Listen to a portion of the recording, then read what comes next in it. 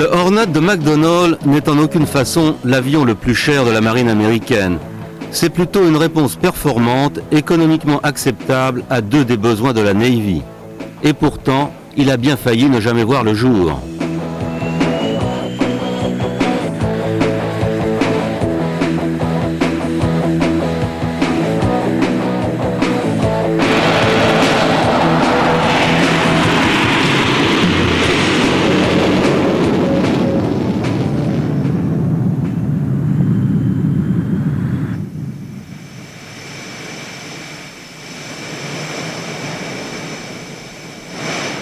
L'histoire de cet avion remonte aux années 50, à une époque où le monde était installé dans la guerre froide. Les États-Unis découvraient que le soi-disant retard de l'URSS n'avait rien de réel. En fait, dans les années d'après-guerre, les Soviétiques étaient parvenus à des résultats remarquables. Ils disposaient de toute une série de bombardiers qui avaient beaucoup surpris les alliés de l'OTAN, comme l'avaient déjà fait dans le passé leurs chasseurs MiG.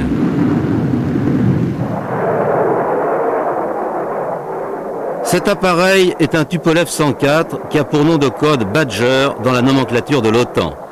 Quand il a été mis en service, il était extrêmement moderne.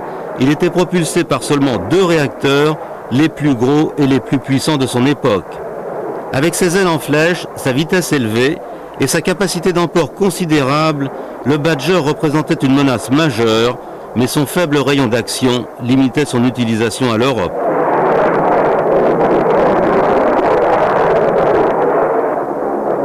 Le Tupolev 95, nom de code de l'OTAN Bear, ne souffrait pas d'un tel handicap. Ses turbopropulseurs, peu gourmands en carburant, lui procuraient un rayon d'action suffisant pour atteindre les États-Unis au départ de base situé en Russie. C'est le M4 Bison qui a représenté une véritable menace stratégique. Son existence a été découverte à la fin des années 50. Le Bison, qui avait la vitesse d'un appareil à réaction et le rayon d'action du Tu-95, a surpris les stratèges occidentaux. Le M4 n'a pas été fabriqué en aussi grand nombre que ses équivalents à turbopropulseurs, mais il inquiétait beaucoup plus le Pentagone. Une cible capable de se déplacer aussi vite et aussi haut que le Bison demandait pour les chasseurs un armement différent. À cette époque, les avions de chasse étaient équipés de roquettes non guidées.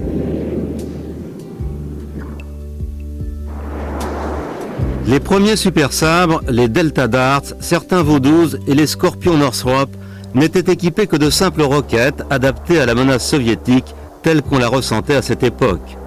En cas de conflit, une armada de chasseurs de l'Air Defense Command aurait déclenché un véritable mur de feu avec des milliers de roquettes pour faire face aux nouveaux appareils soviétiques.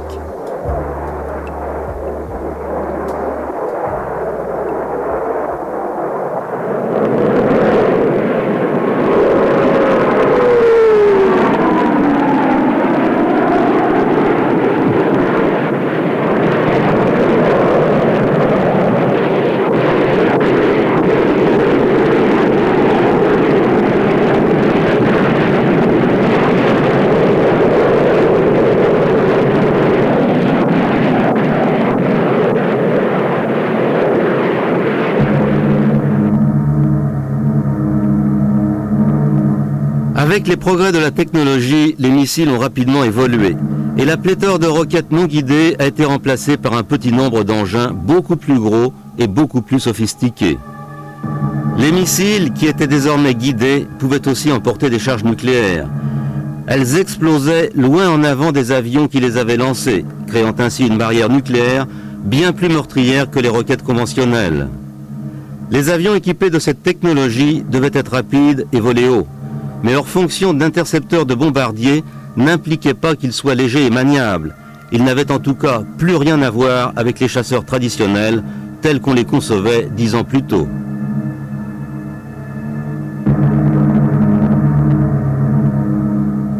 Cette volonté de disposer d'un intercepteur plutôt que d'un appareil de combat aérien allait placer l'Air Force en situation de faiblesse au moment de l'éclatement du conflit vietnamien. Les Delta Darts étaient parfaitement adaptés à la protection des bases et des autres installations américaines contre les bombardiers nord-vietnamiens, mais tout au long de cette guerre, il n'y a jamais eu d'attaque de ce type et les F-102 ne pouvaient pas être utilisés à quoi que ce soit d'autre. La guerre du Vietnam a été un conflit d'un autre type, et les avions que l'US Air Force a dû affronter ressemblaient plus à d'anciens avions de chasse, très manœuvrants, rapides et économiques. On pourrait à la limite les qualifier de rudimentaires, mais pourtant, face à la technologie occidentale, les MiG nord-vietnamiens ont été très efficaces en combat aérien. Côté américain, l'appareil le plus efficace de ce conflit était le McDonnell F-4 Phantom. Il était très rapide, extrêmement puissant. Il était équipé de missiles guidés de différentes puissances. Leur mise à feu était assurée par un second membre d'équipage.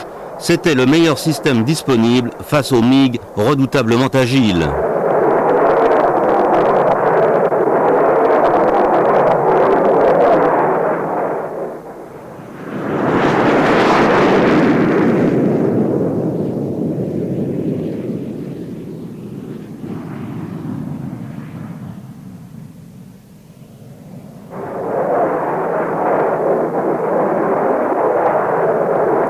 À l'origine, le F-4 était un intercepteur de la marine. Il répondait aux avions ennemis avec des missiles plutôt qu'en les affrontant dans de véritables combats aériens.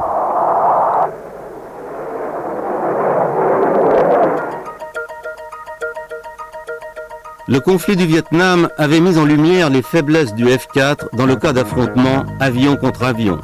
Et bien avant la fin de cette guerre, l'US Navy était à la recherche d'un intercepteur plus polyvalent. Ce sera le Grumman F-14 Tomcat. Avec le Tomcat, on n'a pas regardé à la dépense. L'espace à bord d'un porte-avions étant limité, la Navy considérait qu'il fallait embarquer à bord ce qu'il y avait de mieux. Sa voilure à géométrie variable autorisait différentes configurations et malgré sa taille, il était très maniable. Ses missiles Phoenix lui donnaient une portée dont l'US Air Force n'avait pu que rêver pendant des années. La flexibilité du Tomcat lui permettait d'utiliser le même type d'armes que les Phantoms au Vietnam et il disposait en plus d'un canon pour le combat rapproché.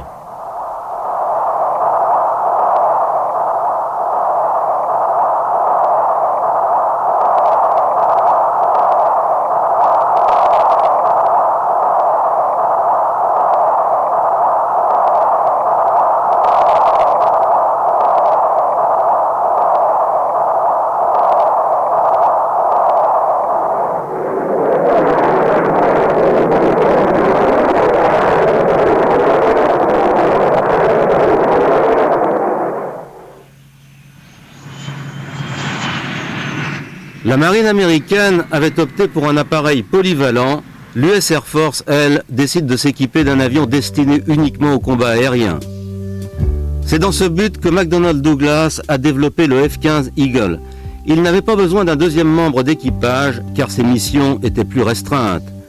Il n'avait pas non plus besoin d'une voilure à géométrie variable, mais il devait avoir une vitesse, un rayon d'action, une maniabilité et une puissance de feu exceptionnelles. Le F-15 est probablement encore aujourd'hui le meilleur monoplace de combat du monde.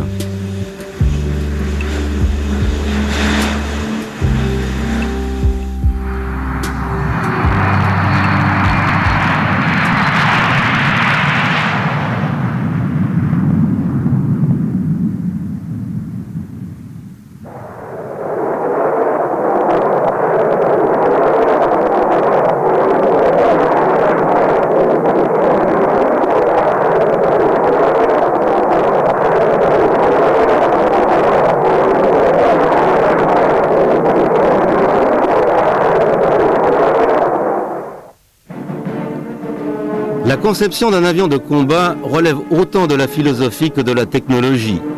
Les soviétiques avaient pris une option complètement différente. Leur système de défense reposait sur un grand nombre d'appareils ingénieux, même s'ils pouvaient avoir l'air rustiques comme le MiG-21, qui s'est particulièrement distingué au Vietnam. Il a été fabriqué en grande quantité et il a prouvé qu'il était un avion de chasse efficace. La philosophie américaine était à l'opposé de cela. Les Américains voulaient des appareils aussi perfectionnés que possible, mais la quantité d'appareils développés par les Soviétiques a obligé les États-Unis à reconsidérer leur position. L'utilisation par un grand nombre de pays de l'OTAN du Lockheed F-104 Starfighter, un appareil qui se faisait vieux, a également influencé la décision américaine au début des années 70. L'US Air Force n'avait acheté que très peu de F-104, mais c'était un chasseur léger et efficace, un peu dans le style du MiG, et il était fabriqué dans un grand nombre de pays étrangers alliés des États-Unis. Son remplacement représentait un marché colossal que tous les grands constructeurs occidentaux cherchaient à décrocher.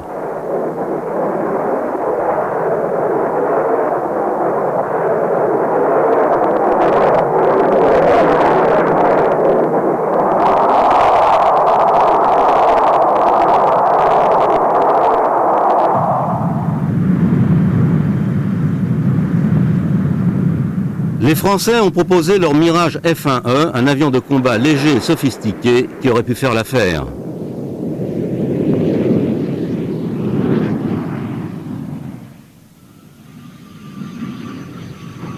Le Saab Draken suédois était aussi considéré comme répondant parfaitement aux besoins de l'OTAN. Les deux appareils européens ont dû affronter les projets des constructeurs américains.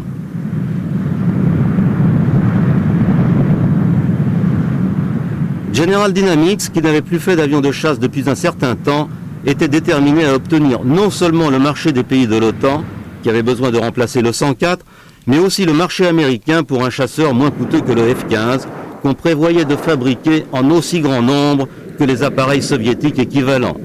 Tous ces marchés potentiels expliquent que General Dynamics ait consacré des millions de dollars à son F-16 Fighting Falcon. Le premier prototype du F-16 avait à peu près la même apparence que les suivants. Dès le début, le projet a fait appel aux techniques les plus modernes, qui n'en étaient encore qu'au tout début de leur développement. Exemple, le système de commande fly-by-wire, c'est-à-dire complètement électrique.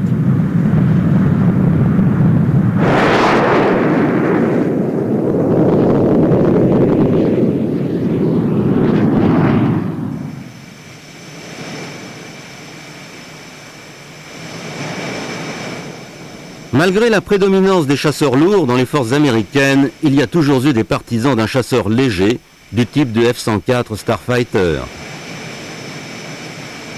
Un autre concept qui est arrivé plus tard, le T-38 Talon de Northrop, un appareil d'entraînement à réaction, a démontré les avantages de la légèreté sur la puissance. Il était équipé de 2 petits réacteurs montés sur une cellule particulièrement efficace. Le T-38 était ingénieux, il ne coûtait pas cher. Sa conception était simple. Northrop l'a proposé à l'US Air Force pour former ses pilotes avant de les lâcher en solo.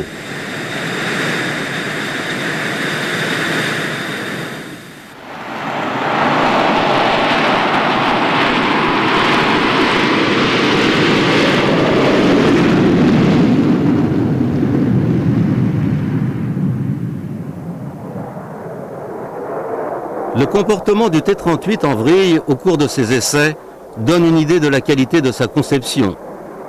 Ce n'est pas une surprise que son constructeur ait voulu en extrapoler un chasseur monoplace. Ce sera le F-5 Tiger. Son prix intéressant et le niveau de ses performances ont permis de le vendre dans le monde entier, mais comme le Starfighter, les Américains n'en ont pas voulu.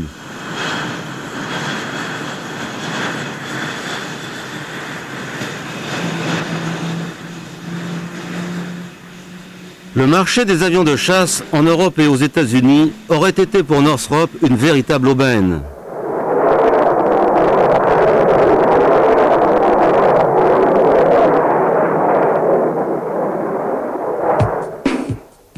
Northrop a fait évoluer le F-5 pour le rendre encore plus maniable. La jonction entre les ailes et le fuselage a été allongée vers l'avant pour former un liston. Ce concept, comme celui des 2 réacteurs légers appliqués pour la première fois sur le T-38, se sont retrouvés au début des années 70 sur le F-17 Cobra.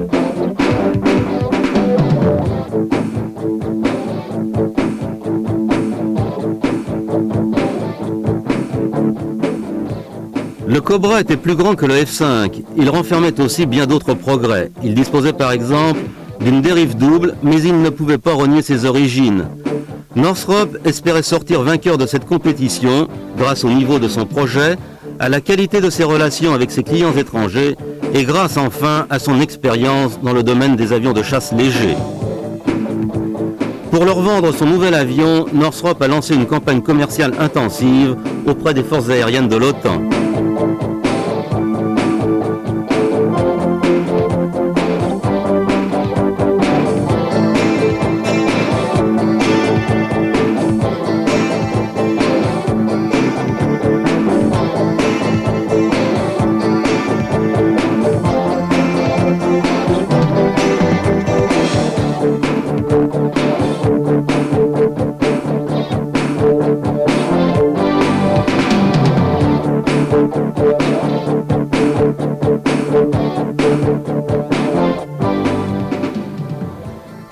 Sur ces images, on voit très bien que le confort du pilote n'est pas incompatible avec une technologie sophistiquée. Mais d'une certaine façon, le F-16 était encore plus moderne que le F-17, notamment dans le domaine des commandes électriques de vol.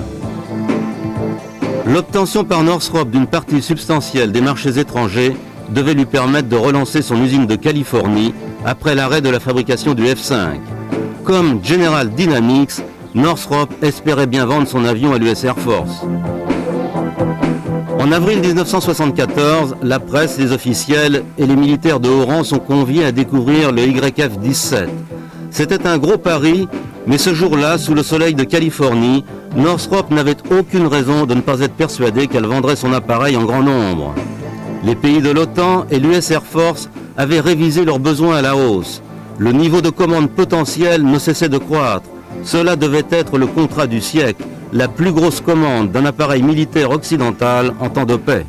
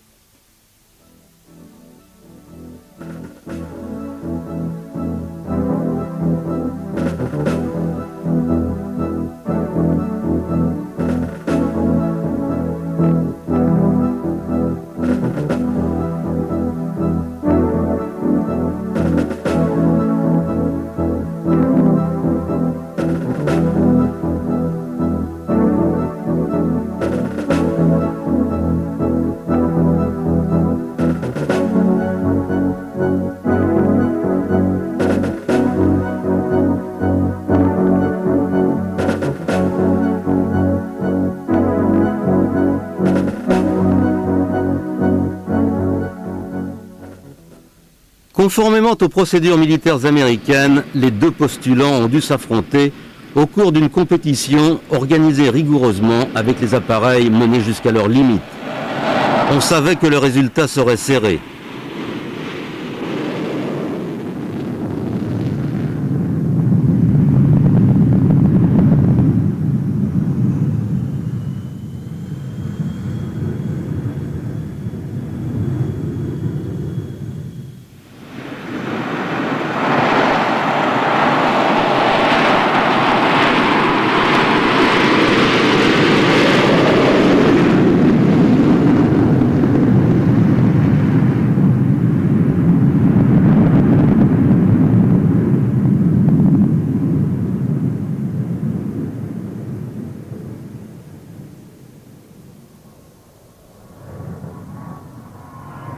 Les deux appareils se sont très bien comportés, mais c'est General Dynamics et son F-16 Fighting Falcon qui ont remporté la compétition. Le réacteur unique du F-16 coûtait plus cher que les deux moteurs du F-17, mais il avait l'avantage d'être déjà utilisé sur le F-15. Les équipes de maintenance étaient donc déjà formées et les stocks de pièces détachées existaient. General Dynamics s'était préparé à produire l'appareil bien avant de connaître les résultats de la compétition. Ce pari l'a aidé à gagner car il était en mesure de garantir des délais de livraison bien plus brefs que son concurrent.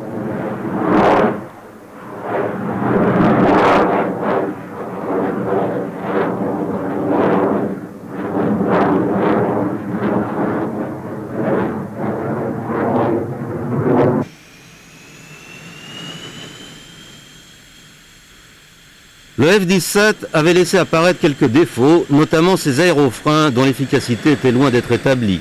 Il y avait aussi quelques inquiétudes sur son rayon d'action, Mais le Northrop, qui était le dernier né d'une longue lignée de chasseurs légers, était un appareil superbe. Les économies d'échelle que la commande de l'US Air Force a fait faire à General Dynamics lui ont permis de se retrouver en bonne position sur les marchés étrangers avec son Fighting Falcon. Le F-17 Northrop aurait dû devenir un prototype sans suite.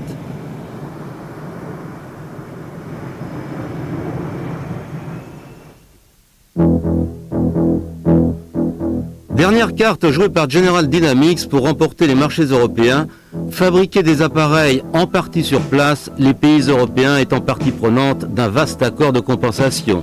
En pratique, un appareil conçu à Fort Worth au Texas allait être fabriqué en Hollande, en Belgique et dans d'autres pays européens.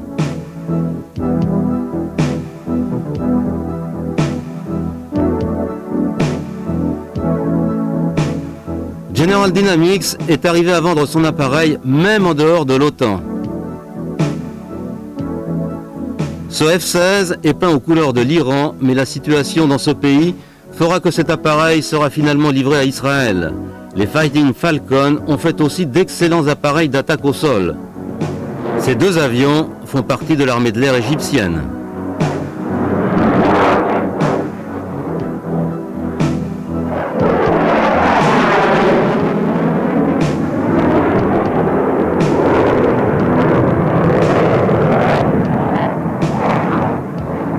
Cette version biplace danoise illustre la souplesse du concept haute technologie de General Dynamics, aussi bien dans sa version avion de chasse léger que dans sa version d'attaque.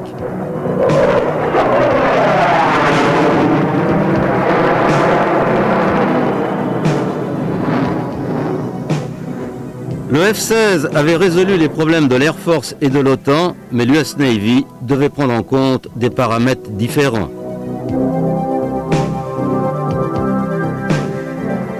À cette époque, les F-14 Tomcat étaient en service depuis un certain temps.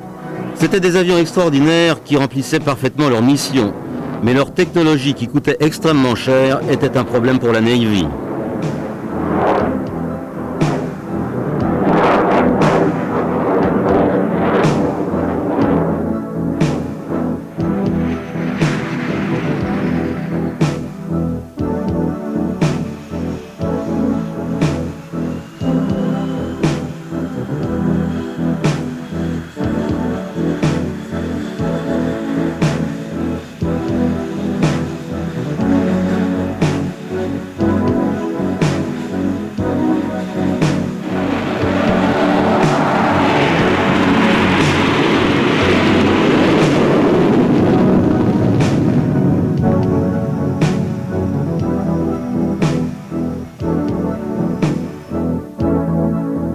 Autre souci pour la marine américaine, ces Corsair 2 A7, des avions d'attaque qui n'étaient pas loin de leur limite d'âge. Pour leur époque, c'étaient des appareils particulièrement bien réussis. Ils avaient été développés à partir d'un intercepteur. Les Corsair 2, utilisés comme bombardiers d'attaque, avaient joué un rôle capital au Vietnam. Mais à la fin des années 70, après des années d'utilisation, leur remplacement était devenu nécessaire.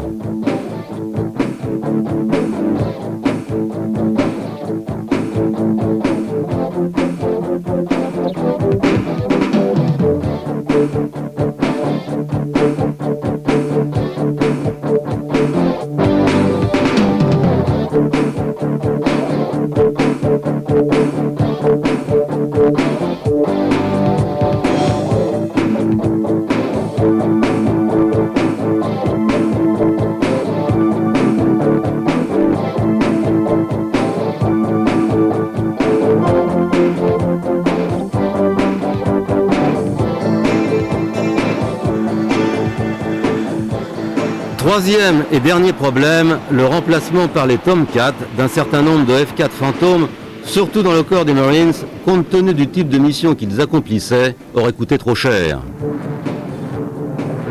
Pour résoudre ces trois problèmes, l'US Navy devait trouver un appareil économique. Mais le F-16, un monoréacteur avec un train d'atterrissage léger, n'était pas une réponse satisfaisante.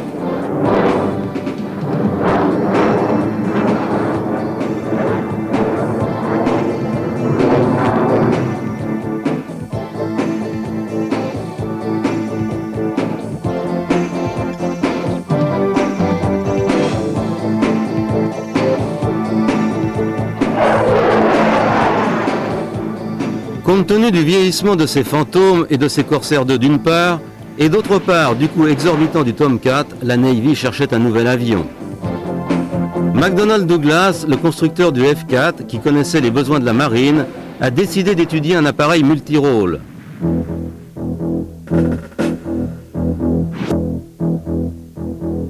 Cela faisait déjà plus de 40 ans que McDonnell fournissait la Navy. McDonnell était le constructeur du Phantom 1, le premier chasseur à réaction de la Navy. Il avait volé pour la première fois pendant la Deuxième Guerre. C'était le premier projet de McDonnell lancé en production. On le considérait comme un appareil majeur à son époque. La Navy avait été impressionnée par le savoir-faire de McDonnell pour réaliser un appareil adapté à l'utilisation sur porte-avions.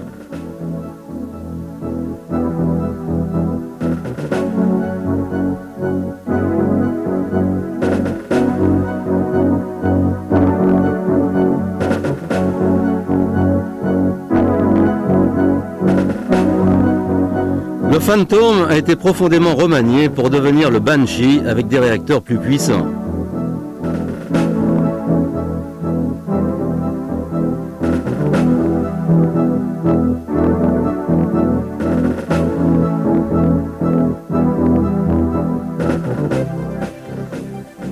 Cet avion, qui vole sur ces images devant un Phantom 1, a eu un succès extraordinaire.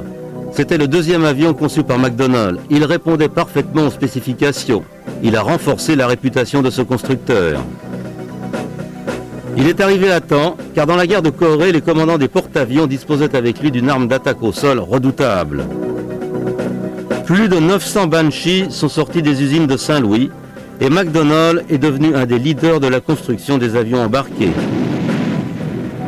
McDonnell a ensuite réalisé un monoréacteur à aile en flèche, le Demon. À ses débuts, il était un peu sous-motorisé, mais cela ne l'a pas empêché d'être fabriqué en grand nombre.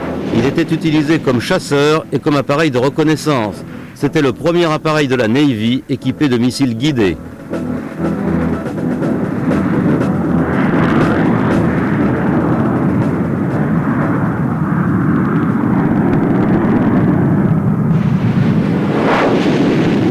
Mais la plus grande réussite de la firme du Missouri a été le F-4 Phantom. Plus de 5000 exemplaires ont été fabriqués. Ils étaient destinés à la marine, mais aussi à l'Air Force. L'attention portée pendant 25 ans par McDonnell au problème de la Navy avait porté ses fruits. McDonnell était devenu assez riche pour acheter Douglas, un constructeur prestigieux. À la fin des années 70, McDonnell Douglas a mobilisé son énergie pour répondre aux nouveaux besoins de la Navy. McDonnell Douglas, qui avait été impliqué financièrement et techniquement dans le projet F-17 de Northrop, considérait que le potentiel de cet appareil valait la peine qu'on corrige ses défauts. Réalisé en deux versions, chasse et attaque, il pouvait répondre aux besoins particuliers de la Navy. Le bureau d'études a repris les premiers plans du F-17 et modifié son dessin en tenant compte de son expérience en matière d'appareils embarqués. Pour la marine, compte tenu de l'exiguïté d'un porte-avions, des ailes repliables sont indispensables. Son rayon d'action a été allongé, la puissance de ses moteurs augmentée et un nouveau cockpit à la pointe de la technologie installé dans la partie frontale, elle-même complètement remaniée. En fait, McDonnell Douglas avait procédé à des milliers de transformations. Les nouvelles sections avant et les ailes étaient fabriquées à l'usine McDonnell de Saint-Louis dans le Missouri. La partie centrale du fuselage et les dérives sortaient de l'usine Northrop de Hawthorne en Californie. Elles étaient réalisées sur des gabarits prévus au départ pour le F-17. Deux grandes firmes aéronautiques, toutes les deux relativement récentes, puisque ni l'une ni l'autre n'existait avant la guerre, se retrouvaient associées pour fabriquer le même avion. Sur ces images, un pilote s'installe aux commandes du simulateur de vol ultra moderne qui lui donne des indications précises sur sa performance dans des situations diverses et variées, alors que le F-17 n'est pas encore construit. On voit par-dessus l'épaule du pilote de quelle façon le cockpit de base du F-17 a été amélioré. La version marine du F-17, rebaptisée F-18 et surnommée Hornet, a été rapidement développée et ses prototypes construits.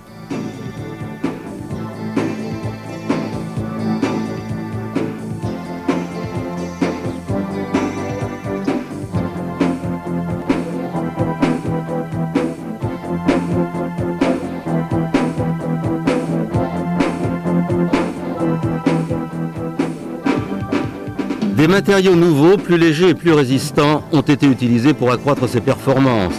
Les besoins de l'aéronaval sont très particuliers et tous les éléments du nouvel appareil ont été soumis à des tests intensifs car ces avions doivent pouvoir opérer à partir d'un porte-avions n'importe où dans le monde.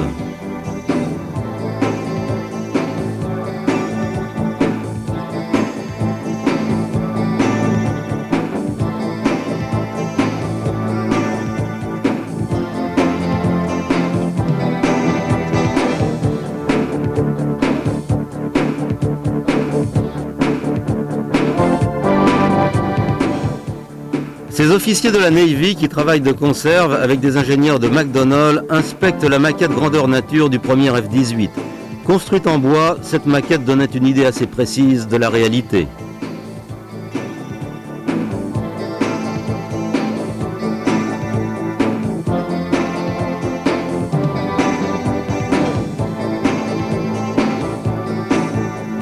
Pour ce programme, McDonnell avait la chance de disposer de prototypes du F-17.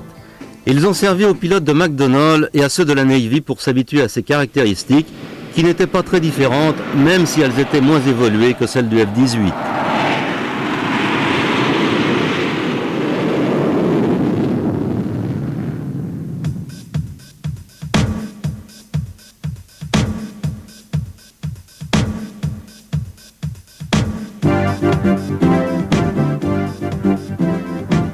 La Navy avait insisté pour que cet ancien projet Northrop dispose d'un train d'atterrissage bien plus résistant, capable de supporter les effets dévastateurs des appontages quand il faut freiner sur quelques dizaines de mètres, des dizaines de tonnes et en plus sur un navire en mouvement.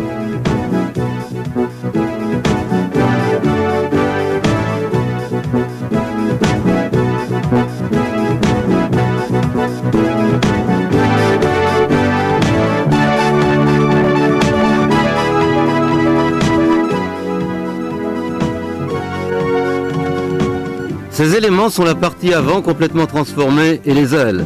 Ils sont fabriqués à Saint-Louis. Ils vont rejoindre le fuselage fabriqué en Californie à bord d'un avion cargo de l'US Air Force. Chaque section est fabriquée comme un élément complet. C'est McDonnell qui a remis cet avion au goût du jour pour obtenir la commande de la Navy, mais Northrop a joué un rôle clé dans sa fabrication. La ressemblance du F-18 avec le prototype Cobra montre à quel point le F-17 avait été bien conçu.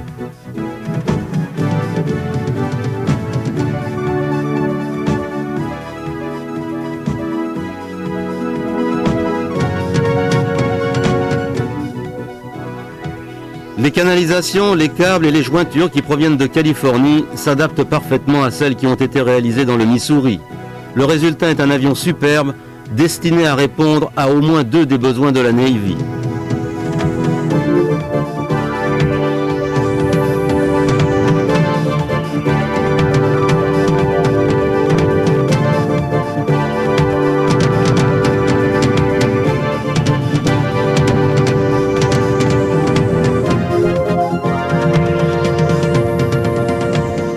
Ce F-18 est le premier des 20 appareils de pré-série qui sort de la chaîne McDonnell Douglas.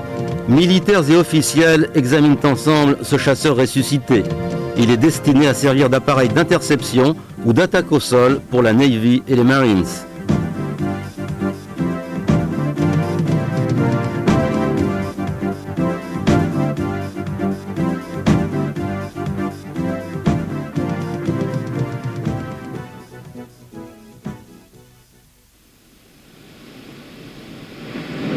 Quand il décolle pour la première fois, le F-18 se comporte parfaitement.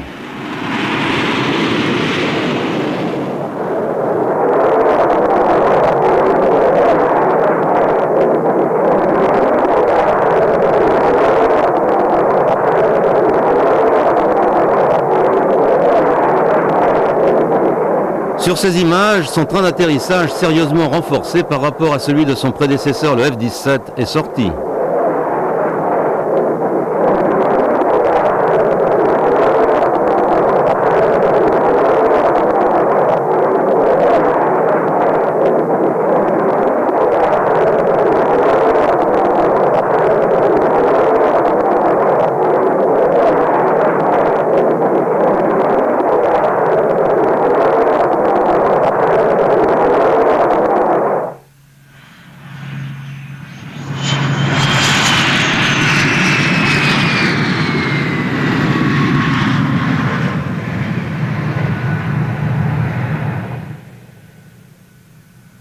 Avant de mettre en service un avion de chasse, ces exemplaires de pré-série sont poussés jusqu'au-delà de leurs limites. Pour tester les caractéristiques de Hornet, chacun des 20 exemplaires de pré-série s'est vu assigner un rôle spécifique.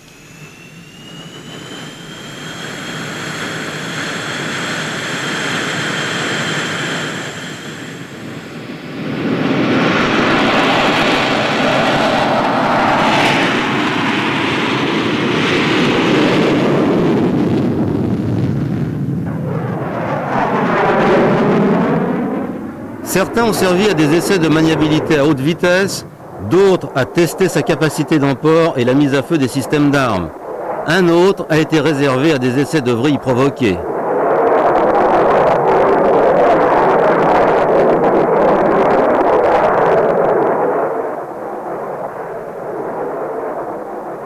Dans ce cas, le Hornet se comportait particulièrement bien. On pouvait en reprendre le contrôle facilement.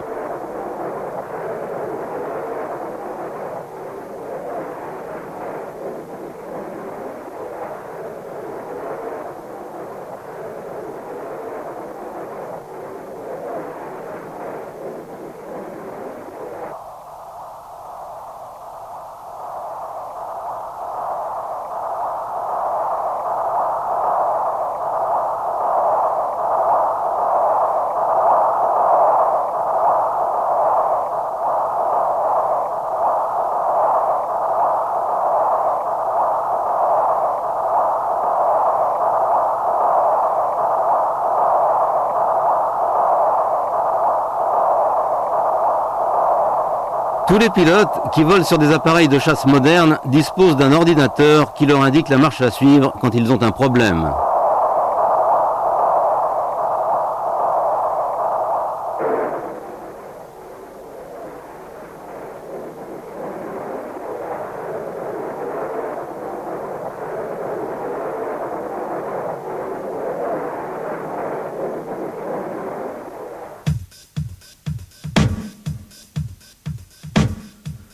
Un des appareils de pré-série, qu'on voit ici dans un piteux état, a été testé par l'Air Force dans des conditions météo extrêmes reconstituées artificiellement.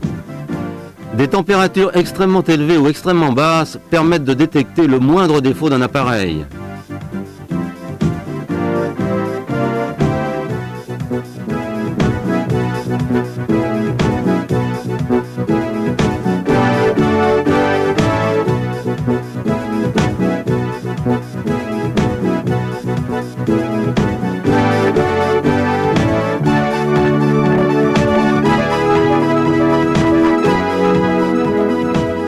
La Navy a utilisé un de ces F-18 d'essai qui étaient tous identifiables par des marques rouges ou bleues en bout d'aile et sur le nez, à des essais d'appontage sur une de ses bases terrestres.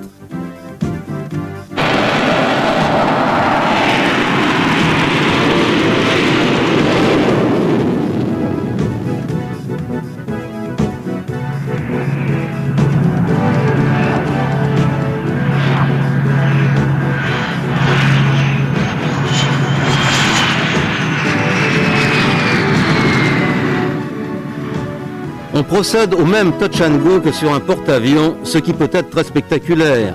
On fait aussi des essais avec des catapultes au ralenti et des atterrissages brutaux par vent de travers.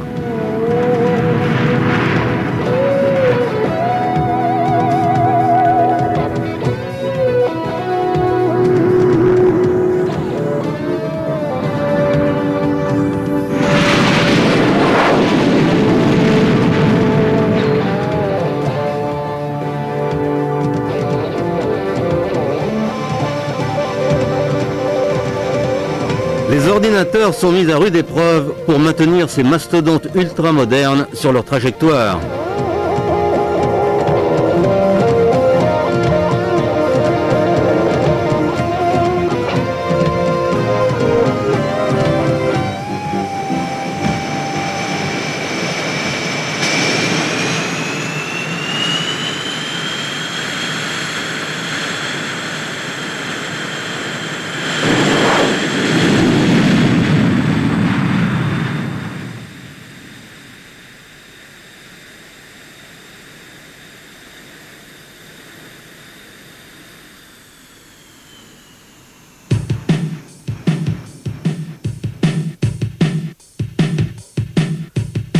Le 30 octobre 1979, le F-18 effectue son premier appontage réel avec à ses commandes le lieutenant Dick Richards.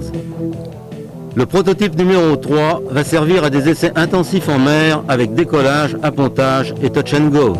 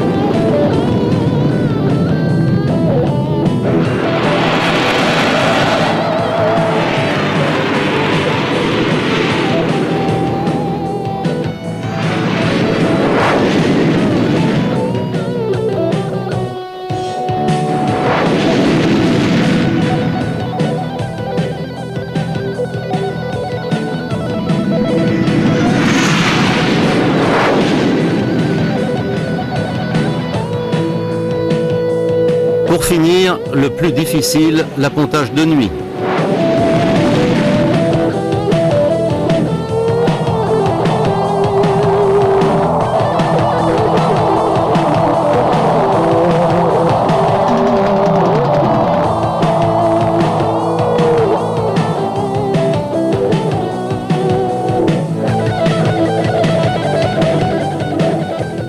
Le F-18 a surmonté toutes ces épreuves et la Navy avait maintenant une idée précise des possibilités de son nouvel appareil qui allait lui servir à la fois d'avion de chasse ultra performant et d'appareil d'attaque. L'approche exacte des besoins de l'aéronaval par McDonnell et le savoir-faire de Northrop dans le domaine des avions de chasse légers sont arrivés à résoudre d'une façon efficace le problème de la Navy. La qualité de ce concept était telle qu'il n'a jamais été nécessaire d'en développer une version d'attaque spécifique. L'avion était suffisamment polyvalent pour accomplir les deux types de missions. La Navy n'a pas eu à dédoubler ses appareils, ce qui est toujours un problème dans l'espace restreint d'un porte-avions.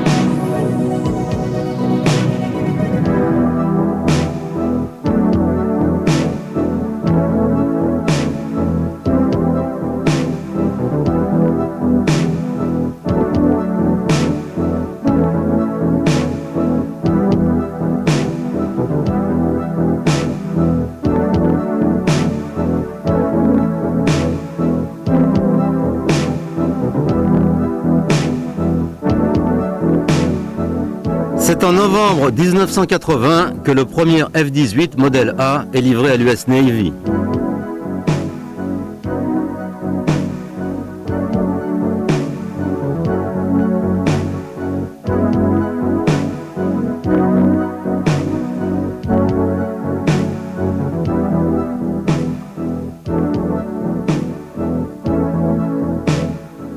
L'officier qui commandait la première escadrille équipée de F-18 était visiblement très fier que son groupe ait été choisi.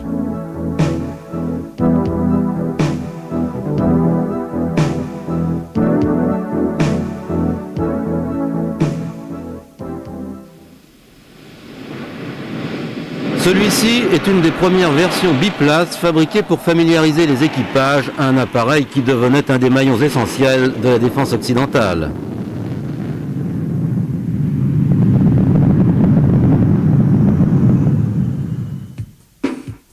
La réception par les Marines de leurs premiers appareils a été célébrée de la même façon.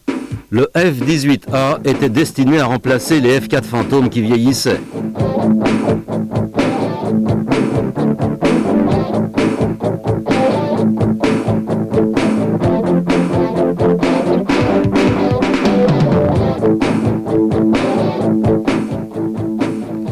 Certaines des escadrilles qui volent aujourd'hui sur ces McDonnell ultramodernes se rappelle qu'autrefois, ce constructeur n'était qu'un fournisseur de pièces détachées.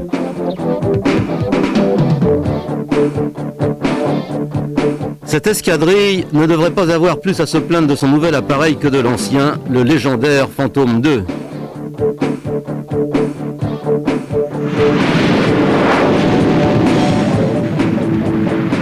La Navy et les Marines disposaient du même appareil alors que leur rôle était très différent compte tenu de leur mission.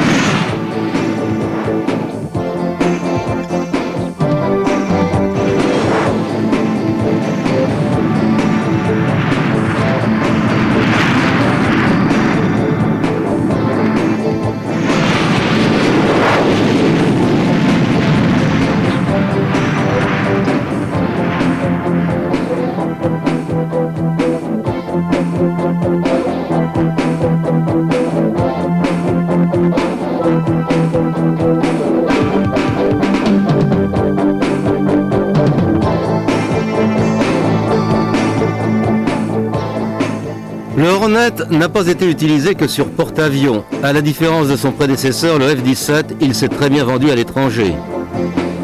En achetant des F-18 modèle C, le Canada n'a fait que poursuivre ses relations avec Northrop et McDonnell. Pour des raisons de sécurité, les Canadiens ont toujours préféré les biréacteurs.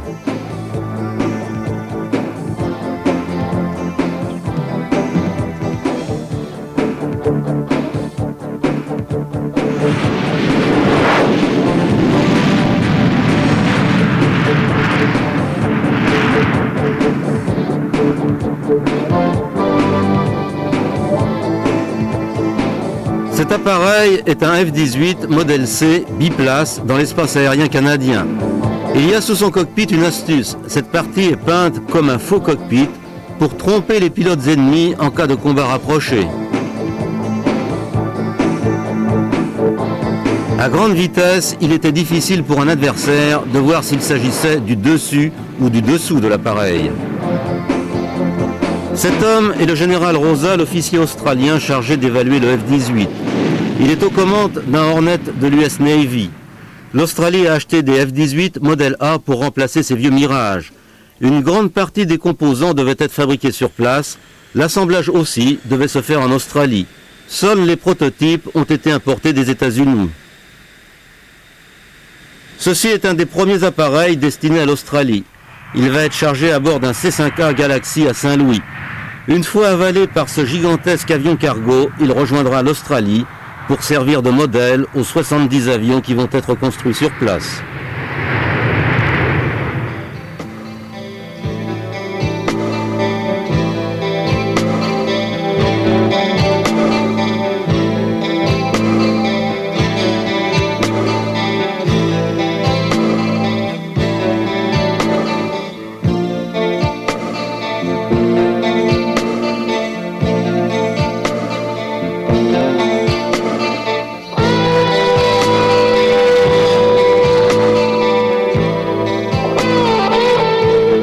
Ses commandes de vol électriques, sa configuration bimoteur qui présente bien des avantages et sa solidité car conçu pour être utilisé par l'aéronaval ont fait du McDonnell Douglas F-18 un avion idéal pour l'armée de l'air australienne.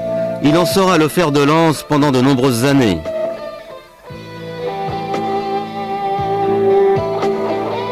L'Espagne aussi a choisi le F-18 après l'avoir opposé au F-16 dans une compétition dont il est sorti vainqueur. L'Espagne, à cette époque, venait de rentrer dans l'OTAN. Northrop et McDonnell attachaient beaucoup d'importance à la réussite du F-18 à l'étranger, car il y avait eu avant l'échec du F-17.